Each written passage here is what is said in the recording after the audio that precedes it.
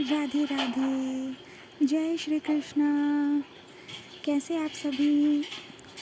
कान्हा जी के सुंदर दर्शन करिए।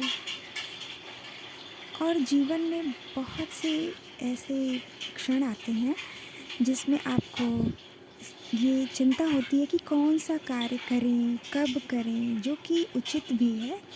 सदैव अच्छाई का ध्यान रखना चाहिए, समय का ध्यान रखना चाहिए कि क्या सही है क्या गलत है, क्योंकि पूजा पाठ जो भी आप करते हैं, शुभ कर्म, वो सभी एक समय पर होने चाहिए। वो कौन सा समय है? शुभ समय।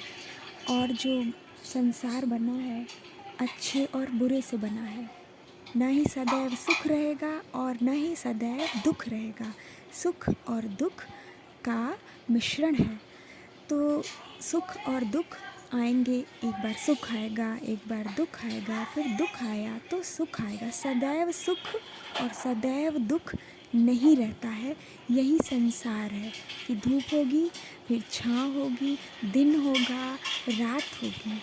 परंतु जब हम पूजा पाठ, जब कोई शुभ कर्म करते हैं तो शास्त्रगत होते हैं, उसको पंडित से और जो भी विद्वान जन हैं उनसे पूछते हैं कि क्या करना चाहिए, क्योंकि प्रभु ने सभी को अवसर दिया है कि आपका ये भाग है, आपका ये भाग है। अब 4 युगों में सतयुग, त्रेता युग, द्वापर युग और कलयुग, तो कलयुग को भी तो अवसर दिया कि तुम भी आओ, तुम्हारा ये समय है। तो सभी को प्रभु ने अवसर दिया है। तो इसी तरह समय भी है, अच्छा है, बुरा है, परंतु वो तो संसार में है। संसार में जो भी आपने हमने कर्म किए हैं उसके अनुसार सबके जीवन में अच्छा और बुरा समय आता है। और जब त्यौहार आते हैं तो सबको शुभ मुहूर्त ये जानने के लिए पूछना होता है पंडित से या फिर जो भी विद्वान हैं उनसे। तो क्या करना चाहिए? तो शुभ कार्य जो है वो पहले करना चाहिए। कैसे? तो जब राम और रावण का युद्ध हुआ तो राम जी ने रावण का वध कर दिया, सभी जानते हैं।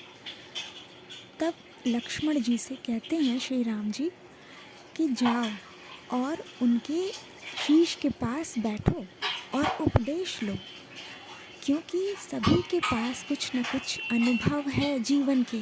बुरे से बुरे व्यक्ति के पास भी उस बुरे क्षणों में उसने क्या किया, क्या अनुभव किया, वो बात वो बता सकता है, आपका सलाहकार बन सकता है। अब गड्ढे में कोई गिर जाए, उसको चोट आ जाए और आपको पता चले तो आपको ये अनुभव हो जाएगा उसको देखकर। ये आवश्यक नहीं है कि आप गड्ढे में कूदें तब आपको चोट आए, तब आप उस बात को समझें। नहीं, बिल्कुल नहीं। अनुभव हो गया उसको, उसने बताया और आप जान लिए। तो इसीलिए प्रभु ने कहा कि जाओ और उपदेश लो, क्योंकि उपदेश लेने के लिए आपको शीश के पास बैठना होगा। नहीं, शीश के पास तो अहंकार होगा ना। जब मस्तिष्क कार्य करेगा तो अहंकार होगा। तो चरणों के पास जाओ, बैठ जाओ। तो चरणों के पास जाकर बैठते हैं तो रावण कहते हैं कि देखो लक्ष्मण, जीवन में कभी भी कोई भी अच्छा कर्म करना हो तो तत्काल करना। उसके लिए कल पर मत छोड़ना कि कल आएगा, शुभ तब करूँगा। तत्काल करना उस कर्म को। शुभ कर्म सदैव, अच्छा कर्म सदैव तत्काल करना। आज आपको पता चला कि इस घड़ी में इतने मिनट के लिए आपके पास ये कार्य करने का शुभ समय है, मुहूर्त है, तो आप उस कार्य को प्रथम भाग में ही कर लीजिए। कल के लिए मत छोड़िए कि कल होगा तब करेंगे। और जितने भी बुरे कर्म हैं, कि किसी पे क्रोध आ गया, किसी को आपको कहना है कि अब मैं इसको छोड़ूंगा नहीं, होता है ना कि अच्छा इसने बताया तो मैं भी बताऊंगा, तो ऐसे करते जाइए कि कल करूंगा, कल करूंगा। तो जितने बुरे कर्म हैं उसको कल पर छोड़ते जाइए। क्या पता कल आपका जो हृदय है, मस्तिष्क है, वो परिवर्तित हो जाए, क्योंकि कल शुद्ध भाव आ जाए, आपको सुख आ जाए, तो आप निर्मल हो जाएं, तो उस भाग को आप भूल जाएं, आपको विस्मरण हो जाए। तो आप वो कर्म नहीं करेंगे बुरा वाला। इसलिए ऐसा कहा उन्होंने, क्योंकि वो तो सदैव राम जी के विपक्ष में थे, सदैव उनको मारने आए युद्ध करे, तो उनका ये लक्ष्य था। तो वो उस अनुभव को जानते हैं कि वो टाला नहीं जा सकता था। परंतु राम जी ने सदैव कल के लिए कहा कि ये युद्ध ना हो, कल हो, कल हो, तो कल नहीं आता। परंतु जो रावण था वो आज युद्ध आज हो जाए, युद्ध आज हो जाए। तो वो बुराई जो थी, वो बुराई आज के कारण हो गई। और प्रभु श्री राम की अगर बात मानी गई होती तब वो कभी नहीं होता, क्योंकि उन्होंने सदैव कल पर टाला। तो अच्छे कर्म जो हैं उसको सदैव तत्काल करिए, अभी करिए, कल के लिए नहीं कि आप कल करेंगे। आपको भक्ति करने को कहा गया, नाम जपने को कहा गया, नाम लिखने को कहा गया कि वो अक्षर ब्रह्म है, कोई साधारण नहीं। आप उनको पूर्ण भाव से लिख रहे हैं, राम। तो राम पूरे आपने लिख दिया। आपने जो भी पुस्तक है उसको देखिए, स्पर्श करिए, हृदय से लगाइए और आत्मीयता रखिए, तो आपको समझ में आएगा, वो भावनाएं आपको प्राप्त होंगी। और आपने देखा, और कल करूँगा, कल करूँगा, कल करूँगी, कल जपूँगी, अभी तो बहुत समय है, तो कल कभी नहीं आएगा। और ये अच्छा कर्म है, आज ही कर लीजिए, बुरे को कल पर छोड़ते जाइए।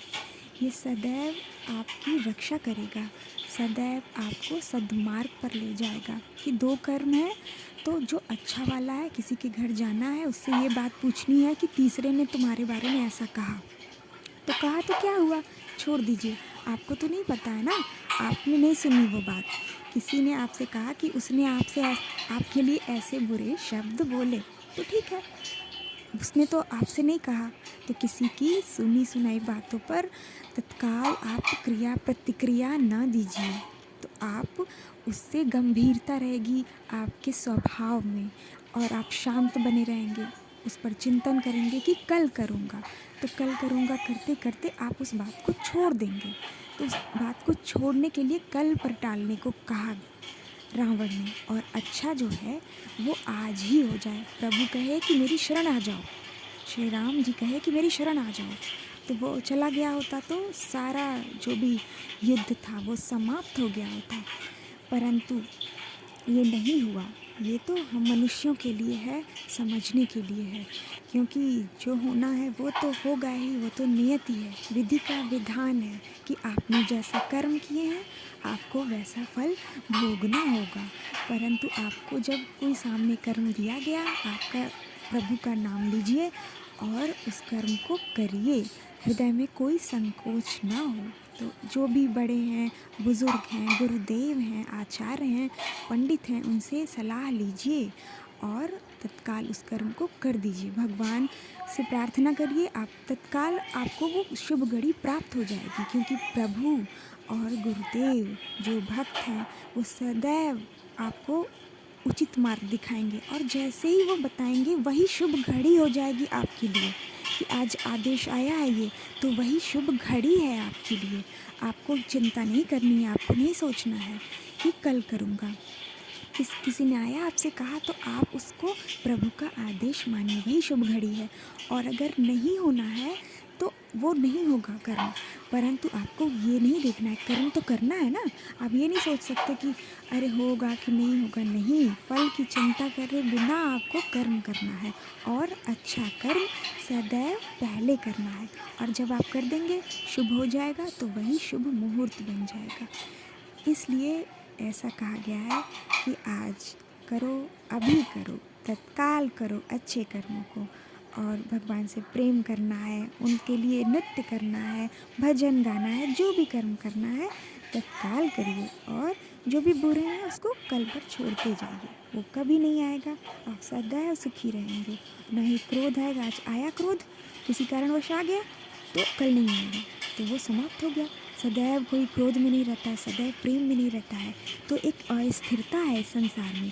तो इस अस्थिरता को भक्ति से दूर करिए, प्रभु के नाम से, उनसे प्रेम करके, उनसे जो भी संबंध बनाया है, जिस रूप में आप उनकी पूजा करते हैं, भगवान हैं आपके, हमारे लाला हैं, और जो भी हैं भगवान के समस्त संबंध जो हैं वो आप निभाइए, उनकी पूजा करिए, अर्चना करिए और प्रेम करिए कि प्रेम से ही प्रभु रिझते हैं। आप सब कुछ दे दीजिए, और अगर प्रेम नहीं देंगे तो आपका वो सब व्यर्थ हो जाएगा।